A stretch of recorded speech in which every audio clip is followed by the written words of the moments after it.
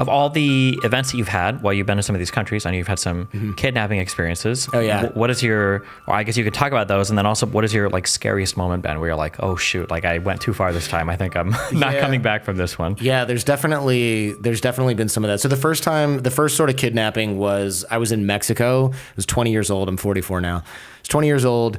Sort of pre-cell phone area. I lived in a really crappy area of Mexico City up on the hill. And so Mexico City is like a bowl. In the middle is the center of town, and it's like the lowest part of the bowl. And the further you go up, the kind of crappier it gets after a while, and then you're outside the city. So I lived on someone's roof, essentially, in like this barrio kind of place that didn't have mass transit. And you get around by using these school buses that have like giant airbrushed murals of Mariah Carey on the side or something like that, and you pay them 10 pesos and they take you down the hill. I was going out with a friend of mine, and I was like, I'm going to take a taxi because I don't want to sit on this bus and like stop everywhere and take forever. I'm running late. So I get in a green Volkswagen Bug, which is Mexico City taxi, sort of trademark. They're from the 60s. I get in.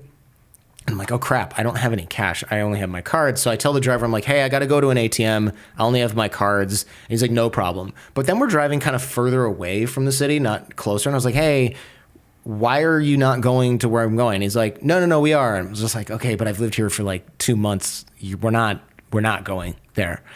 He's like, yeah. And I was like, if he'd said accident or traffic jam, I would have, but I'm like, And then he's like, I need to ask for directions. And I was like, okay, this is wrong, because this is like going to Washington, D.C. and you're like, take me to the White House. And the driver's like, oh, geez, I need directions. I'm going to the middle of Mexico City. I'm going to the presidential palace and getting out and walking. You don't know where that is. You're not a real taxi driver. So what's going on? And luckily, this is pre-cell phone area for a couple of reasons. One, I wasn't like farting around on Instagram, not looking at where I was going until the end. Two, he couldn't call anyone to prep anyone for my arrival, which is kind of what I suspected he would have done in today's modern era. So he stops at red lights, and I'm like trying to get out, but the door won't open. I'm like, unlock the door and let me out. And he's like, no, we're almost there. I was like, well, that's certainly not true. And then he stops in front of this really crappy sort of unfinished cinder blockish Were you looking, in like rural areas, or was he not driving rural, through like but kind like of bad areas of town, Okay. like people like building away their from own downtown right government palace? People building their own homes out of cinder blocks now on land that they maybe don't own, area of town. I'm like, okay, this is in like unlit. It's like, oh, this is not good. So he stops in front of this like crappy unfinished house, and I'm like, all right, this is the part where there's guys in there that come into the car or drag me out or whatever. I'm like, let me go, man. I'll pay you. He's like, I thought you said you didn't have any cash. And I was like, oh, now I'm definitely being kidnapped for ransom, because that was like kind of the tell. So at this point, I'm 20 years old. I'm eating carne asada every day, and I'm going to the gym twice a day because I'm bored and I have nothing else to do, and I'm basically on vacation and learning Spanish. This is a 50-plus-year-old cab driver who's eating quesadillas every day and sitting on his ass for 12 hours driving. So I slid behind him. I was like sort of catty corner from him before. I slid behind him, and I put my arm between him and the door. I was like, don't get out. Keep driving. Because I knew if he just drove me anywhere else, he has way less of an advantage against me. So he's like, relax. He's like trying to calm me down. And I'm like, no, drive me somewhere else. He's like, where? I'm like, anywhere but here, pal, like anywhere. And he's like, okay, calmate, right? And then he makes a fast move for the door, but he doesn't know I got my arm between him and the door. So he tries to go for the door. Door doesn't open because I pull him back into the seat as hard as I can. And I put my forearm over the bridge of his nose, and I squeeze with my other forearm. And I'm stronger than him by a lot. And there's a seat between us, so it's hard to do this particular thing. It's a lot easier if the back of their head is right on your chest. But I can squeeze hard enough. And this seat was not that soft because it was from like a 60s ancient VW Bug seat. And I'm squeezing until just he stops moving. And then I try to open his door. I do. I have to crawl between the seats because my door won't open, push his now lifeless body out of the car, try to drive a stick shift from 1965, can't do it, end up taking the keys out and chucking the keys. I should have kept the keys, whatever, but I chucked the keys, and I'm like, all right. And I just start running back the way that we came for as long as I can, wearing like Banana Republic chinos and a button-down shirt.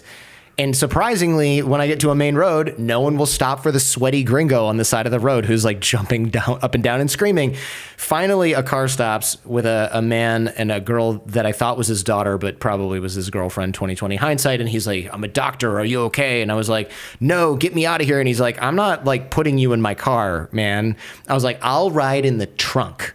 This guy got kidnapped. I got to get out of here. And I think me telling him I got kidnapped and I'll ride in the trunk was kind of like the selling point. He didn't make me ride in the trunk. He puts me in the back of the car. The daughter or the girl or whatever was like, you can't just leave him here, you know, because I had like dyed blonde hair. I was clearly not Mexican. And I was in the middle of nowhere. Like this, it was quite believable that I did not end up in this particular place by my design. And he's like, what happened? I tell him and he's like, oh, okay. Where do you want to go? I'm like, to police. And he's like, let me tell you why this is a really bad idea. You just told me you might have killed a cabbie. Are you sure he's okay? No. Police, good chance they're in on whatever racket this is. If they're kidnapping you for ransom, the police might know about it. For all we know, that guy was a cop. For all we know, he took you to a police officer's house and those guys are still there. You could go to the police. He's like, there's a world where you go to the police and they just bring you back here. Or you're in trouble for whatever you did to that cab driver because it's your word against this body they found in the middle of nowhere that you just confessed to, you know, maybe murdering.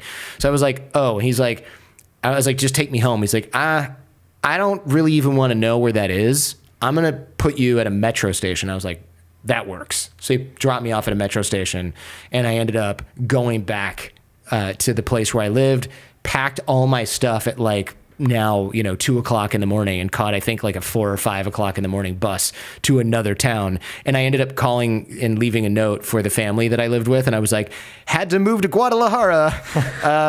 Thanks for everything. Bye. And they called me and they were like, ¿por qué? And I was like, here's what happened.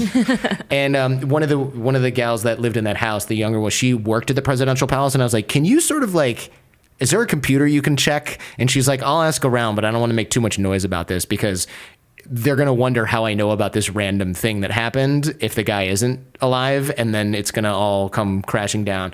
But I checked years later and I'm not in the computer. So I think the guy probably woke up on the sidewalk and was like, oh crap. Okay, wrong gringo, oops. 2020 hindsight, I don't think they were going to chop me up and put me into little pieces or whatever, and they probably weren't going to hold me for ransom. What they were probably going to do is put some muscly dudes in the car with knives or guns and go take me to every ATM until my card stops working and then just throw me back out on the street. Yeah. But that's like kind of best case scenario. And I wasn't going to roll the dice on that one. So that was the first sort of scary experience. And the moral of the story is pay attention when you're in unfamiliar surroundings. Don't get your phone out and go on Instagram. Because I really think if I would, my brain did a lot of, I couldn't be getting kidnapped. That's never happened to me before, because your brain looks for familiar experiences, right? But the problem with that is, unless you get kidnapped routinely, you're not going to have a familiar experience to fall back on. So you're going to start to rationalize why this is happening to you. There's a guy named Gavin DeBecker who I had on the show, and he wrote a book called The Gift of Fear.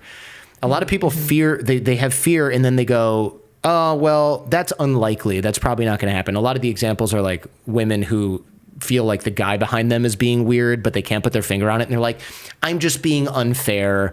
I'm profiling, or I need to stop being so scared of everything. And then it turns out the guy's like a serial killer or, a rapist or something like that. And there's all these little things that our brains pick up on, sort of Malcolm Gladwell Blink kind of stuff, that you don't necessarily notice and that instill fear. And that fear is evolved and it's really sharp. It doesn't mean you're right all the time, but you can blunt it severely by ignoring things like people call it intuition, but it's really just fear response. Or they'll get out their phone and they'll go, this is ridiculous. Let's see what my friends are up to on their trip to Mexico, right? And you're flipping through this thing and you're not looking out the window going, why are we driving further away from my destination? Well, that's an uncomfortable feeling. I don't want to deal with that feeling. Let me just check my email. So when you get that uncomfortable feeling, it doesn't mean you're right all the time, but you should definitely investigate what's going on there. Because I had no choice but to investigate. And my brain was still like, Come on, man, you're getting kidnapped. Why would you get kidnapped by a taxi driver? That doesn't make any sense. You don't have any money. What are they going to do? Oh, there's a lot of really bad things they could do. Yeah, if you've been watching too many movies, Jordan, they're not going to chop you up into little pieces. I mean, that's what was going on in my brain. How long? Because I can't even imagine the mental state of like being dropped at the metro station. I'd probably feel like so exposed and like vulnerable. You've got to go back and pack your stuff. Yeah, I mean, it was like a massive adrenaline dump. How long did it take for your like system to resettle where like you were sleeping? Like, did it affect your sleep or anything like that? Yeah, actually, even when I moved, I remember several days being like, because the bus ride is really long from Mexico City to Guadalajara. It was really long. And I remember being like, I'm going to sleep on the bus. Didn't happen. I remember getting to a place, finding a place to stay, a hotel, couldn't go to sleep. Bought a bunch of marijuana, smoked it thinking that would help. Couldn't go to sleep. Spent the whole next day awake. Passed out like at probably 6 or 7 p.m. And I was like, oh, I'm good. I'm going to go to sleep. I'm so tired. I woke up at like 1 o'clock in the morning. Couldn't go to sleep. So there were weeks where my sleep was totally screwed up. Like I couldn't, it was awful. I didn't realize at the time, oh, I'm having a trauma response from a traumatic experience. I was just like, man, I'm really stressed out because of this thing that I shouldn't even be worrying about anymore. But because you're 20, you don't have a frame of reference for like, that was super screwed up and I should fly home and like go see the counselor. A therapist, immediately, yeah. Exactly. Or find a shaman. Yeah, yes, find a shaman and do some ayahuasca. Ayahuasca, there you go. That's the real trip. So then how did that first experience of kidnapping help you in any way with your second experience of kidnapping? So this is 4 years later, totally different set of circumstances. I was at a really big concert in Serbia, and I hadn't been checking in regularly with the police. Speaking of authoritarian regimes, one of the things you have to do when you're there, if you're foreign, you have to go to the police, show them your passport, tell them where you're living, why you're there, how long you're going to be there, all these things. You have to do it with the cops. If you go to a hotel, they fill out forms and they take your passport. At the hotel, you don't get to keep it, and they do this for you.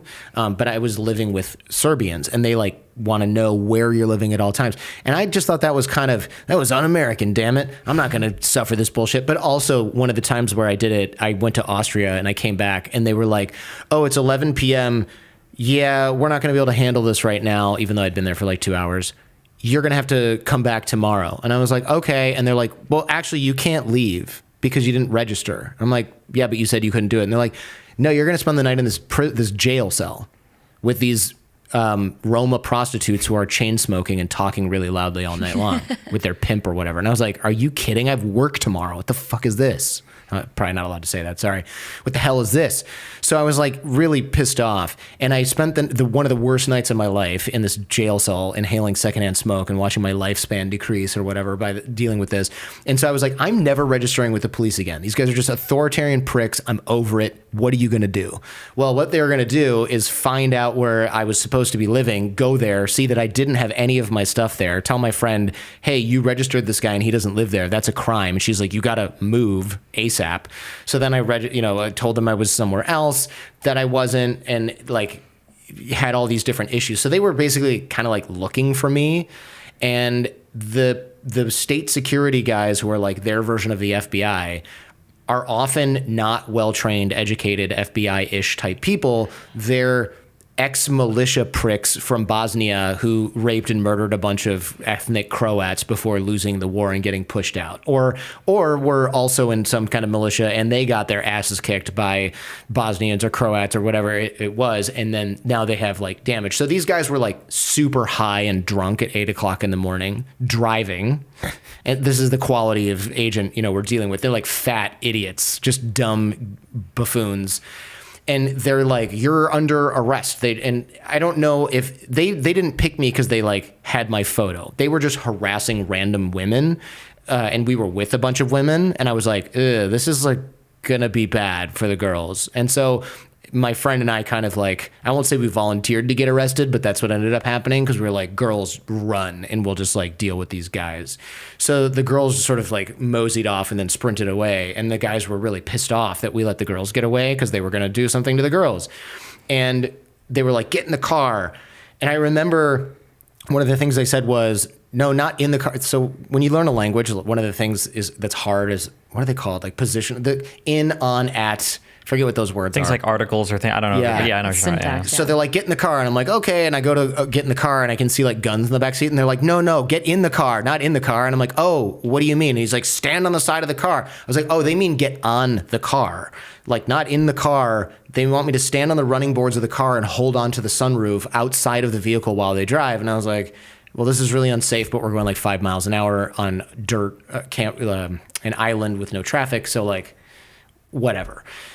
Then they drive off that and they get on the road. And then he's like handing me a beer out the sunroof. And I'm like, okay, either this is going to be like a really great, awesome experience or it's all going to go downhill at some point. And my friend's with me who speaks fluent Serbian.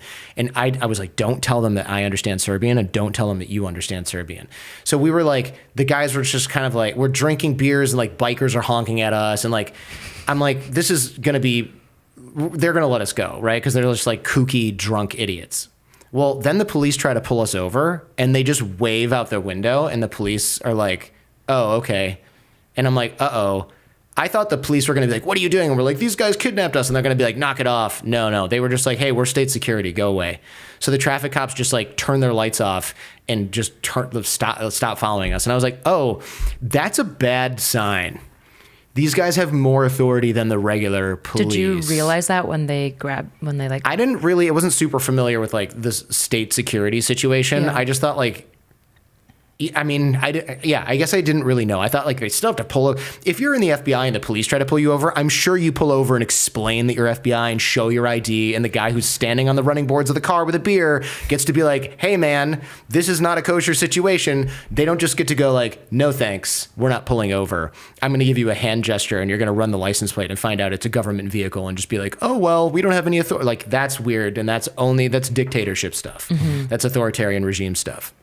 So then I'm like, oh God, this is ugly. And they pull into this neighborhood and we go into this like shut house. And inside the house, there's a bar and there's a bartender. And the bartender's like, it's okay. And I was like, okay, but you told me that without me prompting you. So that makes me think that this isn't okay. Yeah.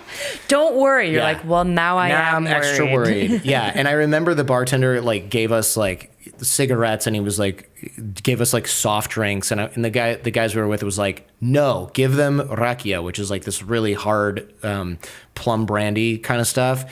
And then the guys go, give them rakia and give us water and keep pouring it. And they're going to get really drunk and we're going to interrogate them. And I was like, okay, I understand fully what's going on. So I was like, can I have a bottle of water? And the bartender was like, sure. So I slammed this bottle of water and I leave a little bit. And I was like, oh, I'm so thirsty. And I keep going to the bathroom and filling up the water. Sorry, I screwed this up. I keep spitting some of the rakia in, looking like I'm chasing it with the water. And then I go to the bathroom, dump out the water, refill the bottle with regular water, and I keep drinking the water, but also spitting the rakia back in. So there's this like water rakia mixture. Is rakia clear, I'm assuming? It's clear, yeah. Okay. I mean, it's, maybe a little bit off, but these guys are, one, idiots, Drunk. and two, yeah, they can't really tell and they're already drunk. So I'm getting drunker, but not like wasted. Was your friend getting? My friend was getting completely fucking hammered. Yeah. Completely hammered. Yeah. So he gets like so drunk he can like barely move. And then they're like, okay. And I'm like, oh, I need to sort of like pretend that I'm also in that state because it's going to be pretty weird when we have 20 shots. And I'm like, okay, let's go. Like, what's next? And my friend can't like move, right? That's going to be very weird. So they take us downstairs and I can hear my friend getting his ass beat like hard, like really, really bad. And it's not just that he's screaming and grunting, but you can hear him getting slammed on things. And the room they brought me into, the bartender had left by this point. And I was like, oh God, this is not good. The room they brought me into was like an empty basement-ish room with like rusty pipes sticking out of the wall where there used to be a sink and like a car battery in the corner. And I'm like, oh, that's not here for storage. That's like a thing they hook up to you or something. And there's like low windows and a chair and like some like rags. And I'm just like, this is not a place. Are you thinking like be. Escape? Like what are you like mentally prepping for as you're walking into the room? I'm thinking I'm going to get my ass beat, possibly tortured and or killed in this place. Also, my friend is in dire straits but I have to figure out a way out of here. And they were asking me a lot of questions to try and get answers, but they weren't strategic about it in any sort of intelligent way. They would say things like, you're a spy. And I'd go, what do you think I'm looking for? And they're like, no, you're supposed to just admit that you're a spy. And I'm like, okay, but what do you think I'm looking for? And they're like, we don't know. You tell us. And I'm like, yeah, I'm a teacher, and I'm here on this government fellowship, and your government approved it, and your government knows I'm here.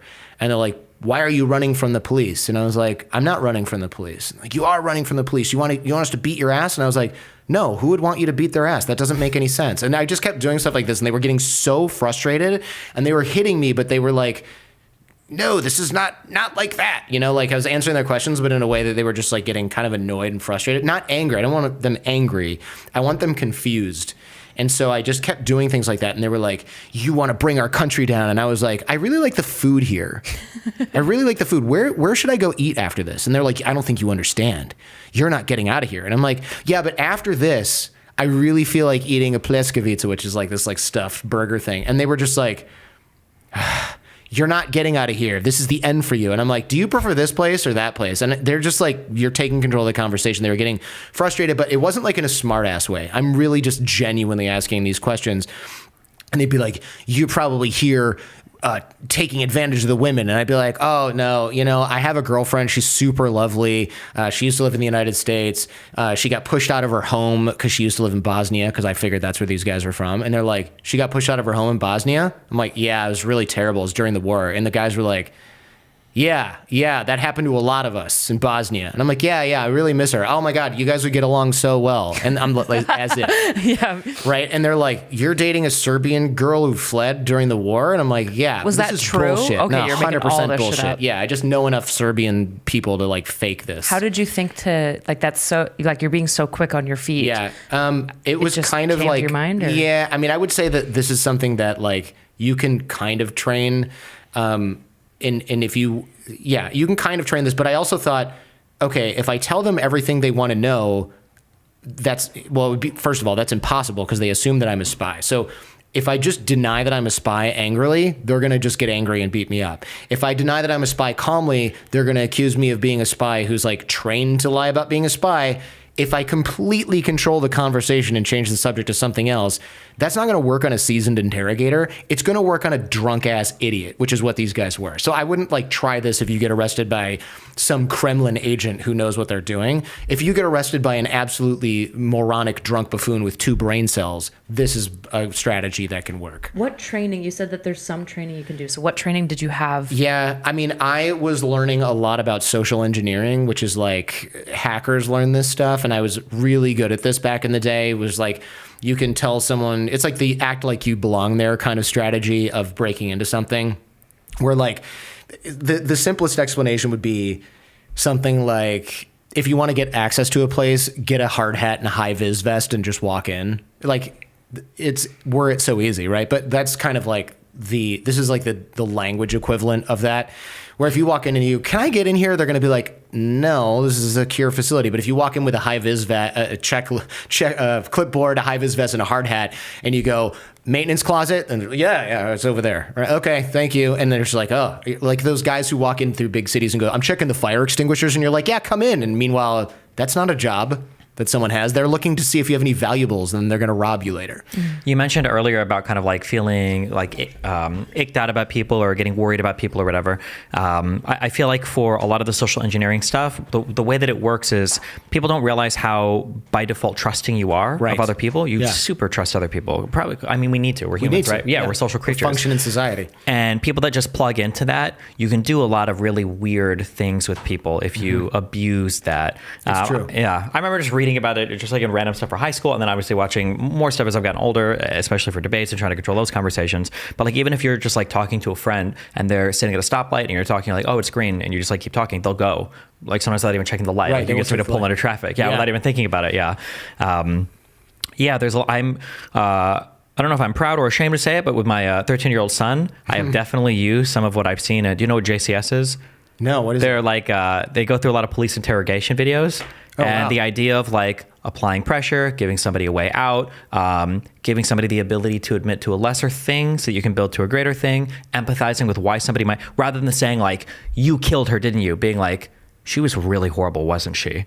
Because it's really easy to agree with the second one, but you'll never admit the first one. And if you can get them enough on your side and like, she was horrible, like if somebody would have, you know, she probably would have deserved it. And it's like, maybe, yeah. And then eventually, yeah, you can prefer, yeah. Oh, interesting. There are so many little conversational things like that where you can build towards, you know, getting what you want out of somebody. The other person doesn't even realize it. And after watching enough of those JCS videos, I'm like, damn. Yeah, because like you said, you've got people that are just like screaming at each other, like asking stupid questions. And then you've got entire police investigations that are built in the interrogation room for just very skilled interlocutors. Yeah, definitely. And I'm not that level of skill. Like that requires a police officer who does this probably every day with a mentor who does this every day for 20 years, and they learn how to do it. My strategy for these guys was I need to confuse them and keep them away from getting super emotional angry, because that's when you get your ass beat. Because the other guy got his ass beat because he was like, my dad's an important man, you guys are screwed. And they were like,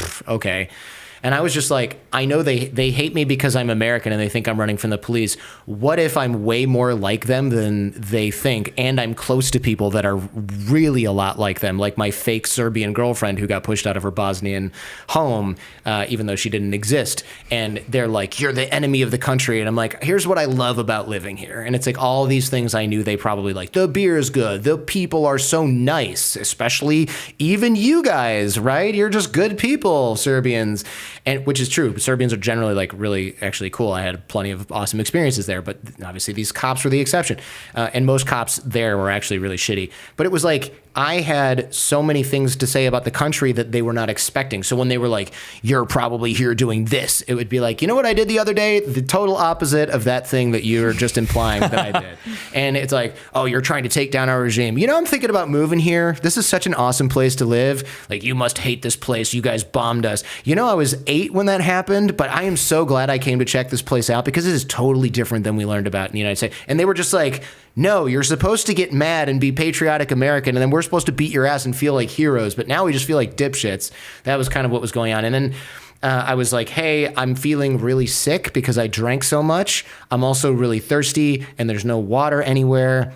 And my friend really needs medicine. Look at him because he's like all bleeding and he like can't breathe properly. And they were like, and I think they were kind of like, oh crap, like this guy's in a bad situation. So they left. They were drunk. They left and got in their car and drove off. And they were just like, don't move. And I'm like, of course, where am I going? And I immediately grabbed my friend and we walked to a restaurant. And I remember being like, excuse me, can you call the police, please? But I think what I said to the hostess was, right, with blood all over me and stuff. Because she went... And then she walked away, and I was like, she must be getting menus, right? And then, but what happened was the police showed up, not the same guys, obviously, and not the state security guys, but like the militia, like the regular cops and some traffic cops. And they were just like, what are you doing? And I was like, oh, I'm foreign, and I got kidnapped by the police. And they were like, yeah, right. And I was like, black Jeep, state security, said this, this, and this. And then they were like, oh, that sounds real. And I remember being in the back of the police car, and this young guy who has like an MP5 or whatever, like aimed in my general direction, is like, you fucking junkie idiot, you guys. And I was like, no, I got kidnapped by the police. Here's what happened. And I remember he goes, oh man, I'm really sorry. That's terrible. That should not happen. You know, I hate that about this place. And he's like, you know, during the war, I hate it when that happens. He's like, during the war, that happens to us too. He's like, it happens to Serbian people too. He's like, you know, it's not just Americans. He's like, they do this stuff to us too. It's absolutely awful. And I was just thinking, like, they do this to you too. You're a cop here, man. Like, what? How does this, I feel like this would be really bad PR for your country, and two, that you would get in a lot of trouble with your government because you'd probably get in a lot of trouble with America if you were doing stuff like this to American citizens. Is this just not a concern, or what? Well, Serbia is not exactly a super close ally of the United States. You know, they were kind of on the outs with those folks after NATO bombed. Sure, but you probably also don't want to be capturing American citizens and stuff. Right. I will also say, as a close by country, I had an ex that was on a bus and ended up taking a wrong turn, and she had to get a ride back in Croatia. And she had an insane story where, she got cops to give her a ride back, basically, but they ended up taking her to like a police station with a couple other tourist people, and they were just like showing them their guns and drinking and just like goofing. It wasn't like a crazy kidnapping. Wow. Well, it was kidnapping, but they were just like goofing off and having fun or whatever. And then eventually she just like got a ride back to the city. And I was like, okay, that sounds really crazy. That does sound somewhat accurate, though. I mean, like, it's a little bit, I won't say it's lawless, especially in Belgrade or Novi Sad where I was, but like, yeah, stuff like that happens in the former Yugoslavia. This is Albania, this is Kosovo, where I got a taxi driver. He spoke Albanian and German. I speak German. And so my friend and I were traveling through Kosovo, and we're kind of like walking / taking buses. And we told we're like, okay, our bus leaves in 2 hours. Let's get some Kosovo Liberation Army t-shirts and souvenirs, because this is like a group that fought the Serbs and is like a local militia, and they're kind of heroes to these people. And I was like, this would be like really cool swag that most people have never seen. So let's grab some t-shirts. So we told the taxi driver, hey, we want some KLA stuff. Where can we go? Thinking he's going to take us to like a street vendor that has a bunch of this stuff. He drives us to the KLA's camp in the middle of whatever, like Pech, Kosovo. And I'm like, and the guy's like, what are you doing here? And he's like, there's tourists. They want to check it out. And I'm like, he's like, give me your passports. What do you do? Student. And he's like, take the passports. He's like, come inside. So we go inside with the taxi drivers with us. I feel like, okay, they're probably not going to kill us because our taxi driver's here with us. And he's like, seems totally fine. And my friend goes, we're missing this bus, aren't we? And I was like, yeah, but it's going to be worth it, I hope. This is pre-kidnapping in Serbia, by the way. And I'm like, cool. So these KLA guys start showing us photos, and they're like, yeah, this is our friend who died in the war. Like, these are our other comrades, whatever. And then they were like, we're like really kind of, we got the whole tour of the whole camp, and like they were really super friendly, but it was a little bit dark and sad. And then they could tell we were kind of like bummed, and they were like, hey, do you guys want to go shooting? And we're like, yeah, let's go shooting. So they load up these like AK-47s and put targets up, and we're just like blasting these things. And I was like, this is so much better than a crappy rocky bus ride to another part of Kosovo. I'm so glad we missed our bus. So stuff like that kind of happens there. It's not like, oh, you need to fill out the proper forms. It's like, let's go shoot these guns that we confiscated from these drug dealers. Like, okay, fine. So it wouldn't surprise me that the cops were like, oh, foreigners? Oh, we got to show them the guns, guys. We got to show them the guns. They're going to love the guns. Kind of like loosely related. I remember we were on a trip in Aruba, and there's like a tours that you can do in Aruba where you, on one of these things, you can like climb down, I'm going to say ladder. That's a very exaggerated, because it's just like little planks of wood that are somehow nailed into these rocks. You climb down, and then you walk on these like huge rocks. And to the left, if you fall, you're in the ocean. And then to the right, if you fall, you're probably going to be stuck in this crevice and die forever, because there's like a mountain that comes here. Yeah, I'll choose ocean. Yeah, and it's funny kind of like walking along this area, kind of in what you said, that like there's no forms to fill out, where I'm like, in the United States of America, there would be fences everywhere. Right. This is a little bit wild that we're just like walking, and if I take a wrong step, I'm going to die. Yeah, it's a very non-American experience. I'm too old for that stuff now, right? Like now my sense of adventure is like, I'm going to try that new restaurant. I don't know, man. Pacific Catch is sounding pretty good. No, let's go wild and try the new Mexican place. That's my sense of adventure now. I've calmed down quite a bit. So eventually we got arrested by those other cops, right? And they took us to the police station, and they were like, to their credit, really apologetic, because it was very clear that we were telling the truth. They really initially thought, because the ambulance driver was like, these guys are just like on drugs. What are you doing? But once we were like, black Jeep, plate had a weird thing on it, and then it was this Mitsubishi style of Jeep, tinted windows. They had a gun in the back. This is it was a Zastava made in Yugoslavia, and then they had this and did it, and they were just like, yeah, that's not information that you can find if you are not involved with this. And it's like, okay, this guy's totally got taken by state security. And so then I'm super confused. So the state security kidnapped you, and they could wave away police, but then the police could help you afterwards. Like, what were the police able to do if the state security could just like wave? As it turns out, absolutely nothing. Okay. What they did was they were like, I'm going to investigate this and figure out what happened. And they got those guys to give us our stuff back that they had stolen by dropping it off at the police station. I didn't go to the police station to get it. My friend did, and he saw them. So I think that would be crazy. It was crazy. And they were like, hey, Milan, what's going on, buddy? I got your phone and your hat and your watch. Oh, I don't have your watch. And he stole my watch. It was crap. It was Fossil or something. But it was like, come on, man. Yeah. And they like kept one of my shirts or something. And so, yeah, it was just like they could get our stuff back by being like, what the hell, guys? And then we went to the U.S. Embassy, and the U.S. Embassy was like, yikes, this sounds legit. But they're like, I remember this is, you think like, oh, the diplomats are on it. That's not how this works at all. They were really like upset for us and they were like, oh man. But I remember the security guy came in and goes, here's the thing. It's really hard for us to get stuff done here. You're alive. They don't have anything super valuable of yours. We're not going to do anything about it. And we're not even going to like bring this up. They already know about it. If you go to the press, we're not going to help you at all. So don't do that because it's going to just make our job harder. And again, you're alive. So I recommend you just leave. And I was like, wow, okay. And then I was working there. So later I went back to the embassy again. And they were like, we have a letter for you that you can't have that you can read. And it was a letter from the foreign minister of Serbia apologizing for the events that took place. And I was like, oh, this is such a relief. And he's like, yeah, you can't bring that out of here. This is mine. I'm like, but it has my name on it. Can I have a copy? And they were like, absolutely not. No.